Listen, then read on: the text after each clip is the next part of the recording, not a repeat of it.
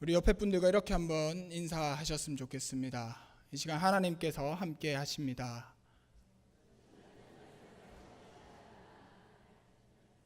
한 번 더 인사하실 때는 이렇게 고백하셨으면 좋겠습니다. 은혜 덕분에 예배합니다.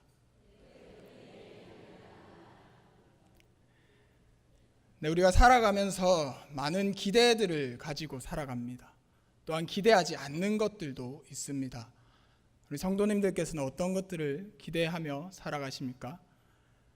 자녀들이 잘 되는 것, 또 최근에 만나본 어떠한 권사님께서는 홍기가 가득 찬 자녀가 빨리 결혼 소식을 들려줬으면 좋겠다라는 그런 기대도 가지고 계셨습니다. 저희 부모님보다는 저희 할머니의 기대가 저에게는 그것입니다. 기대가 각자 다르지만 그 기대들을 살펴보면 대부분 나의 만족을 채워줄 것들, 혹은 내가 지금 하고 있는 일이 잘 풀릴 것들을 기대합니다. 이러한 기대들은 우리의 삶의 활력소가 됩니다. 지치고 무력해진 일상을 다시금 깨워주기도 하고, 때로는 새 삶을 살아갈 수 있도록 도와주는 것이 이러한 기대입니다. 반면에 기대하지 않는 것들도 있습니다. 하고 있는 것이 실패한다든지 내가 생각하는 것과 전혀 다른 삶을 살게 되는 것들은 기대하지 않습니다. 그래서 그런 것들은 우리가 전혀 생각지도 않고 살아갑니다. 그럼에도 불구하고 우리 삶 가운데서는 그런 일들이 종종 일어납니다. 그때 우리는 좌절을 경험하기도 하고 막막함 속에서 어찌할 바를 몰라 헤매이기도 합니다. 그렇다면 그저 한 사람의 인간으로서가 아니라 그리스도인으로서 예수 믿는 자로 살아갈 때 우리가 기대해야 될 것이 무엇이 있겠습니까? 예수께서 사셨던 그 당시에 유대인들은 메시아를 기대했습니다. 그들은 로마의 압제로부터 자신들을 구원해 줄 정치적 메시아를 기대했습니다. 강력한 군주의 메시아를 기대했습니다. 기대가 크면 실망이 크다라는 이야기가 있습니다. 하지만 이 유대인들의 기대는 그것보다 더 강력했던 것 같습니다. 예수가 왔습니다. 그들이 기대하던 메시아가 왔습니다. 하지만 자신들의 기대와 전혀 다른 모습의 메시아였습니다. 유대인들의 기대가 얼마나 컸든지 실망하기는커녕 예수를 인정하지 않고 핍박했습니다. 그리고는 2016년 오늘날에도 아직 메시아를 기다리는 유대인들이 있습니다.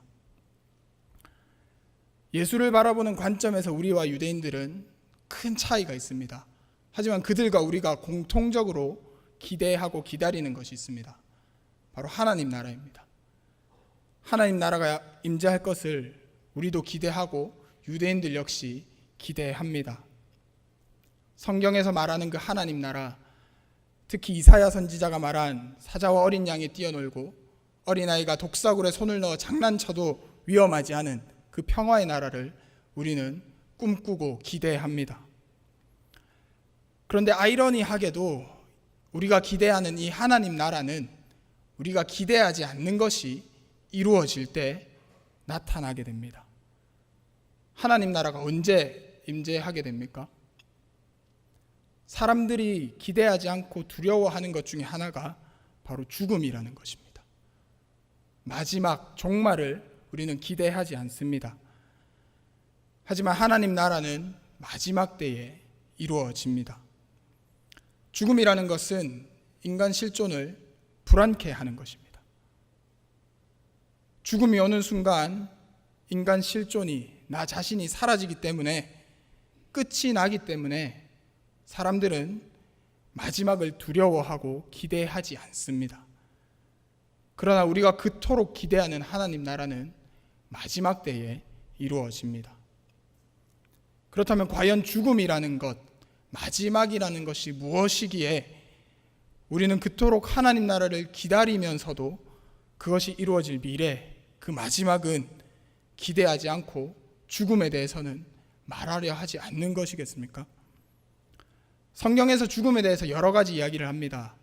창세기 5장을 보시면 아담의 계보가 나옵니다. 많은 조상들이 오랜 세월을 살아갑니다. 현대의학으로 100세 시대라고 이야기를 하는데 족보를 보시면 900살이 넘게 산 사람들도 있습니다. 하지만 모든 사람의 마지막은 죽음이었습니다. 성경에서 말하는 것과 마찬가지로 모든 사람은 죽음을 피할 수 없습니다. 하지만 우리는 그 죽음을 많이 불편해합니다. 로마서 5장 12절에서는 죽음에 대해서 이렇게 이야기하고 있습니다. 제가 봉독하겠습니다. 그러므로 한 사람으로 말미암아 죄가 세상에 들어오고 죄로 말미암아 사망이 들어왔나니 이와 같이 모든 사람이 죄를 지었으므로 사망이 모든 사람에게 이르렀느니라.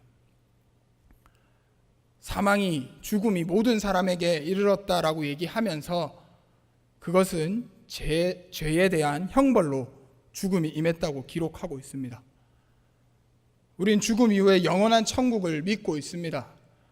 하지만 그 죽음의 원인이 죄이기 때문에, 또한 죽음 이후에는 이 세상의 모든 것과 이별하기 때문에 우리는 당연히 받아들여야 하는 그 죽음을 불편하게 받아들이고 있습니다.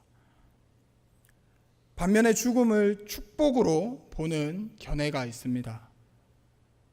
말이 안 된다라고 생각하실 수도 있습니다. 우리가 살아가는 이 인생을 소유로 생각하고 자기 중심적으로 살아온 사람들은 죽음 앞에서 두려울 수밖에 없습니다. 왜냐하면 그들에게 죽음이라는 것은 이 모든 것을 빼앗기는 순간이기 때문입니다. 자기 중심적으로 살아온 사람들에게 죽음이라는 그 순간은 결국 내 의지와 상관없이 살해당하는 순간이기 때문입니다. 이 점에서 앞서 말씀드린 로마서 5장의 말씀을 다시 한번 기억해 보면 죽음은 죄의 결과이다 라는 그 증언을 다시 한번 심각하게 생각해 보면 죄라는 것은 다름 아닌 하나님을 하나님으로 인정하지 않고 자기 자신을 하나님의 자리에 놓아서 자기 중심적으로 살아가는 것입니다. 삶을 은혜와 선물로 생각하지 않고 소유로 생각하는 것이 죄라고 이야기를 하고 있습니다.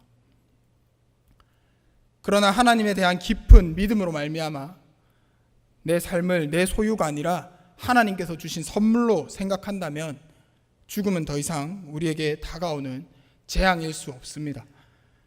오히려 죽음은 살았을 때에는 우리의 삶을 더 풍요롭게 하며 인생의 마지막이 왔을 때에는 하나님께로 인도하는 길이 될 수 있는 것이 죽음이 될 수 있습니다.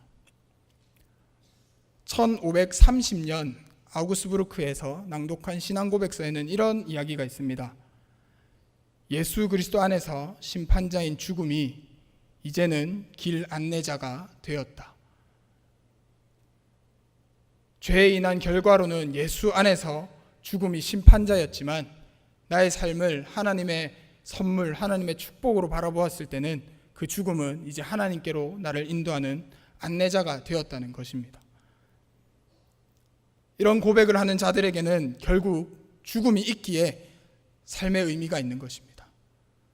죽을 수 있기 때문에 지금 이 순간이 중요하고 진지한 삶을 살 수 있는 것입니다. 결코 죽지 않는 인간에게는 이 세상의 그 어떤 것도 진지하거나 심각할 수 없습니다. 이 점에서 죽음은 삶을 풍요롭게 하고 완성시키는 것입니다. 저명한 영성신학자인 헨리 나우엔 역시 죽음을 가장 큰 선물이라고 보았습니다. 그렇다면 그리스도인으로서 우리는 어떠한 삶을 살며 죽음을 기다려야 하겠습니까? 오늘 예수께서는 우리에게 때가 찼고 하나님 나라가 가까이 왔다라고 말씀하십니다. 종말의 때, 우리가 기대하지 않는 그 마지막의 때가 가까이 왔다라고 말씀하십니다. 하지만 우리가 느끼는 마지막은 아직 이르지 않았습니다. 우리가 느끼는 종말의 때는 아직 멀게만 느껴집니다. 그렇다면 과연 예수께서 말씀하신 그때는 언제이며 대체 종말의 그때의 모습은 어떠하다고 생각하십니까? 인간의 잘못된 하나님 나라 인식, 하나님 나라 이해가 시한부 종말론에 반응했던 대표적인 사건이 있습니다. 1992년 10월 28일 종말이 이르고 휴거가 일어날 것이라고 주장했던 이장림 씨의 다미 선교의 사건이 바로 그것입니다.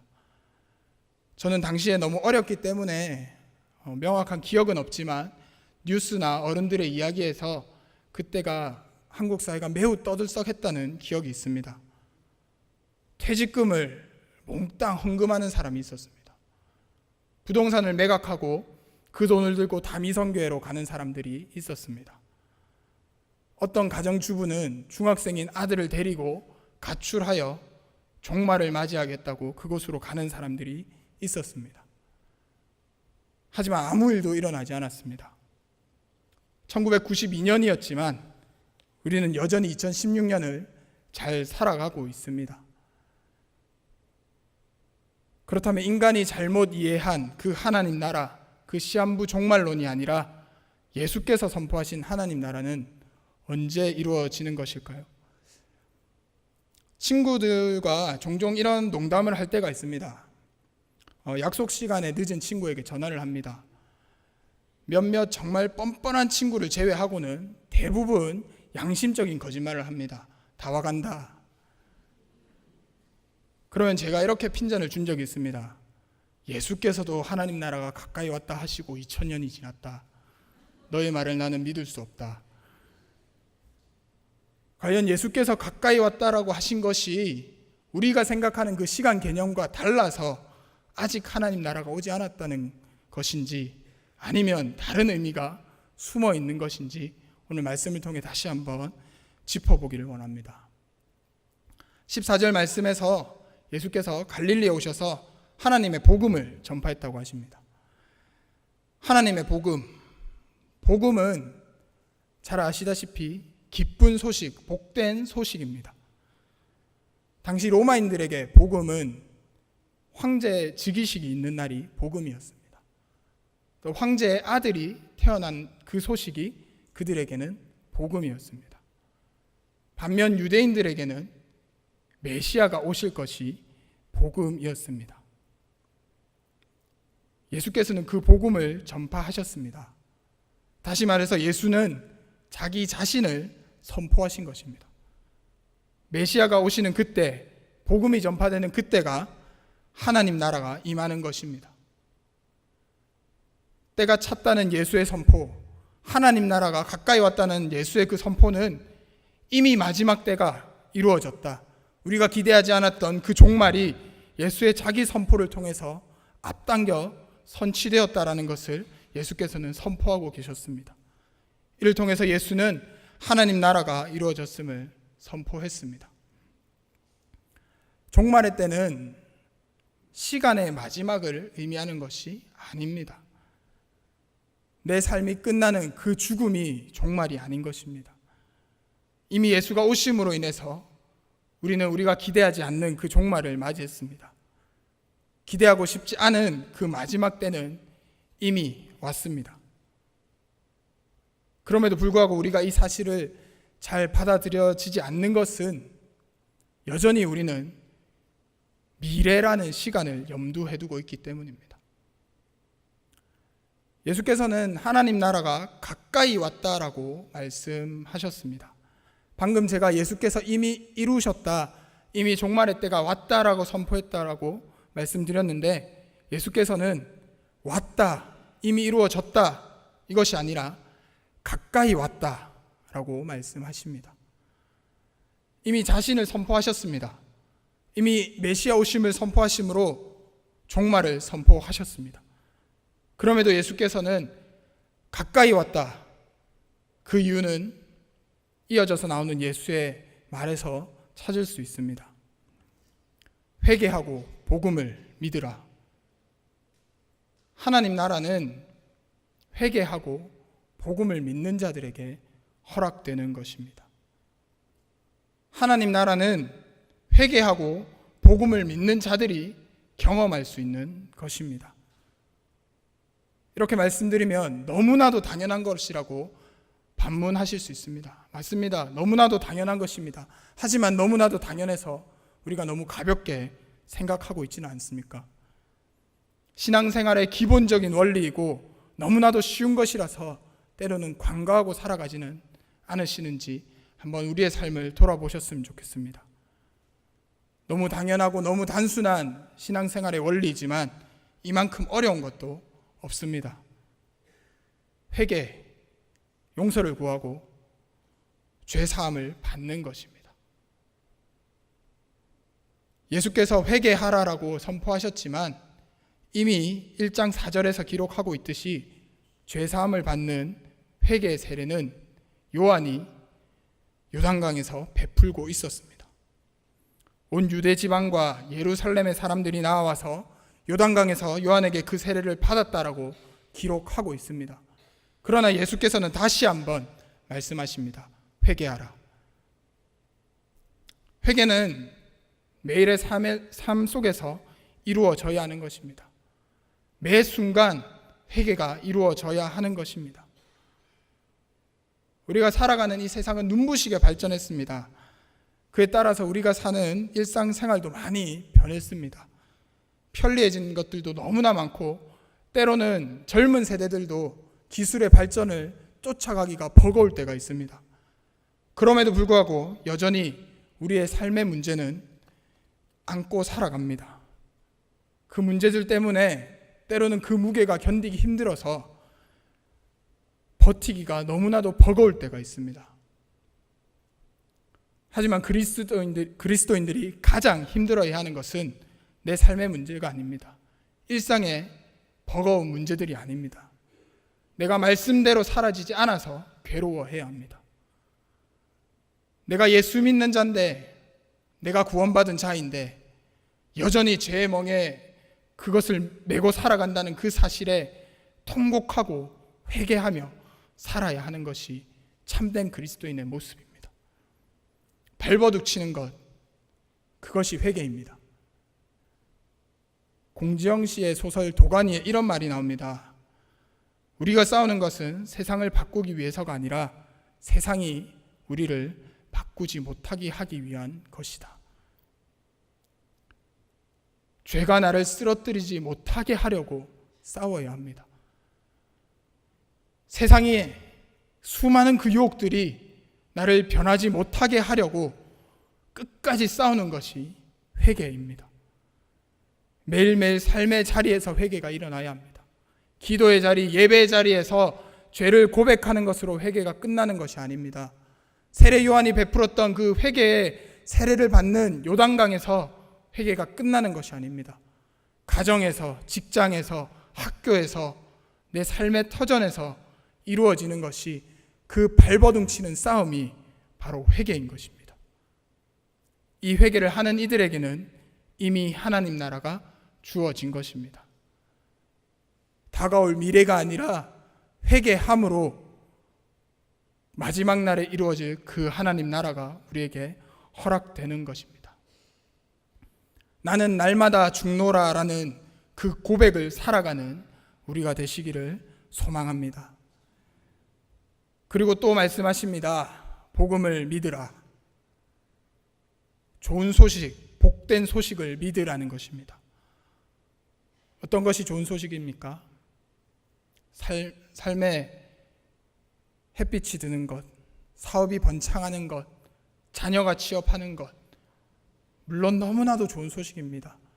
함께 축하하고 축복하고 마땅히 기뻐해야 될 소식입니다. 하지만 너무나도 잘 아시다시피 궁극적인 복된 소식은, 복음은 예수 그리스도입니다. 사실 저에게 이 복음이라는 것은 또 다른 은혜가 있습니다. 제가 어떤 모습으로 비춰질지는 모르겠습니다만 저는 사실 매우 이성적인 사람입니다. 모든 일에 납득할 만한 타당성이 있어야 합니다. 인과관계가 명확해야지 제 마음이 편합니다. 그런 제가 예수를 믿는다는 것은 하나님의 은혜가 아니고서는 불가능합니다. 모태신앙들의 특징이 있습니다. 습관적인 신앙생활로 시작합니다. 그러다 보니 깊은 고민도 의심도 없습니다. 그것이 대부분의 모태신앙의 모습입니다. 근데 저는 조금 달랐습니다. 도대체 성경이 전혀 믿어지지 않았던 때가 있습니다. 이 성경이 말도 안 되는 판타지 소설처럼 느껴졌던 시기가 있었습니다. 예수가 왜 나를 구원했지? 전혀 관계없는 사람인데. 사람이 어떻게 죽었다가 살아나지? 사람의 땀이 어떻게 피가 되지? 어떻게 남녀가 동침하지도 않았는데 임신을 하지? 그런 의구심을 품는 저에게 명쾌한 답을 준 책과 과학적 발견들이 있었습니다. 그때 저는 성경보다 그 책과 그 과학적 발견에 더 큰 은혜를 받았습니다. 미국의 법적 저널리스트인 리 스트로벨이라는 사람이 쓴 예수는 역사다라는 책이 있습니다. 무신론자였던 그는 신앙생활을 하는 아내의 모습에 의구심을 품고 각 분야의 저명한 학자들을 찾아다니며 인터뷰를 합니다. 그리고는 예수가 실존했음을 증명하려 합니다. 의학적으로 예수가 진짜 피땀을 흘렸습니다. 정황상 증거로 예수는 100% 죽었고 명확하게 부활했다라고 기록합니다. 그가 예수를 추적하는 그 발걸음을 따라가면서 저의 신앙도 점점 더 단단해져 가는 것 같았습니다. 그리고 더 놀라운 과학적 발견이 발표되었습니다. 예수의 시신을 쌌던 그 수건에서 예수의 혈흔을 채취하여 분석한 결과였습니다. 예수의 DNA에서 모계혈통, 어머니, 즉 마리아의 DNA만 검출됐다라는 과학적 발견이 발표가 된 적이 있었습니다. 그 뉴스를 보면서 저는 생전 외쳐보지도 않았던 할렐루야를 외쳤습니다. 하지만 그 기쁨은 그리 오래 가지 못했습니다. 만약 예수의 혈흔에서 요셉의 DNA가 함께 나왔다면, 만약 예일 법대 출신의 이 노련한 기자가 예수의 역사적 그 실존을 제대로 밝히지 못했다면 나의 믿음은 여기서 끝인 것인가? 나의 신앙은 여기서 버려야 하는 것인가? 라는 질문이 떠오르면서 이런 것이 믿음이 아니라는 것을 깨달았습니다. 예수가 말한 복음을 믿으라, 그 믿음은 지적 동의를 요구하는 것이 아니었습니다.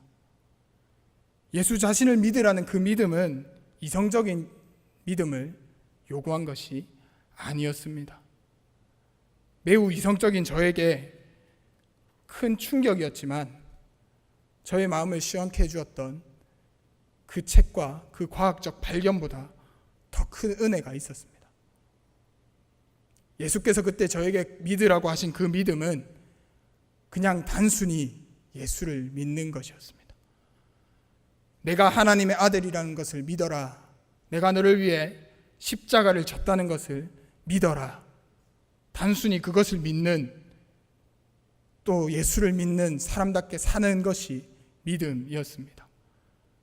맹목적인 신앙을 이야기하는 것이 아닙니다. 나의 방법을 버리는 것입니다. 내가 예수를 증명하려고 하고 내가 믿음을 찾아내려고 하는 그 노력들을 버리고 예수와의 관계에서 믿음을 쌓아가는 것을 말씀하셨습니다. 모두가 틀렸다라고 할지라도 예수를 믿는 믿음을 지키는 것, 그것이 예수께서 말씀하신 참된 믿음입니다. 바울은 갈라디아서 2장 20절에서 이렇게 고백합니다. 내가 그리스도와 함께 십자가에 못 박혔나니 그런즉 이제는 내가 사는 것이 아니요 오직 내 안에 그리스도께서 사시는 것이라. 이제 내가 육체 가운데 사는 것은 나를 사랑하사 나를 위하여 자기 자신을 버리신 하나님의 아들을 믿는 믿음 안에서 사는 것이라. 나를 사랑하사 나를 위하여 자기 자신을 버리신 하나님의 아들을 믿는 믿음 안에서 사는 것이라.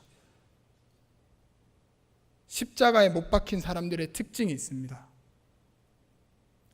십자가에 못 박힌 사람은 뒤를 돌아볼 수 없습니다. 십자가에 못 박힌 사람은 자신의 것들을 다시 잡을 수 없습니다. 그 삶이 얼마나 화려했든지, 얼마나 많은 재물을 쌓아두었든지, 십자가에 못 박힌 자는 그것들을 다시 붙들 수 없습니다. 완전히 내가 죽는 것입니다. 나의 방식을 깨끗하게 포기하는 것입니다. 그때 우리 믿음 안에 살 수 있습니다. 그때 우리는 하나님의 복음, 예수 그리스도를 믿는 믿음 안에서 살 수 있습니다. 그때 우리가 기대하지 않는 그 종말의 때가 내 삶에 이루어지고 그때 하나님 나라가 우리의 삶 가운데 도래하는 것입니다. 하나님 나라는 마지막 때에 이루어집니다. 그 마지막 죽음은 이미 예수께서 우리를 대신해서 이루셨습니다. 우리가 죽음으로 내 목숨이 다함으로 하나님 나라를 맞이하는 것이 아니라 예수께서 우리를 대신해서 십자가를 지심으로 그곳에서 죽으심으로 우리에게 하나님 나라를 허락하신 것입니다. 물론 내 생명이 다했을 때도 우리는 하나님 나라에 갈 것입니다. 하지만 예수께서 우리의 삶 가운데 먼저 하나님 나라를 허락하셨습니다. 그렇다면 우리가 해야 할 것은 결단입니다. 결단의 순간이 내 삶의 마지막 순간입니다. 내가 회개하기로 결단하고 내 삶의 자리 곳곳에서 죄악들과 싸우는 그 결단이 이전의 나의 모습을 죽게 만드는 죽음의 순간입니다. 내가 예수를 믿기로 결단하고 예수 믿는 사람으로 살아가는 그 순간이 나의 방식으로 살아가려고 했던 이전의 내 모습을 죽게 만드는 새로운 순간입니다. 이전 것은 지나갔으니 보라 새 것이 되었도다. 이 삶이 우리의 결단 가운데 이루어질 것입니다.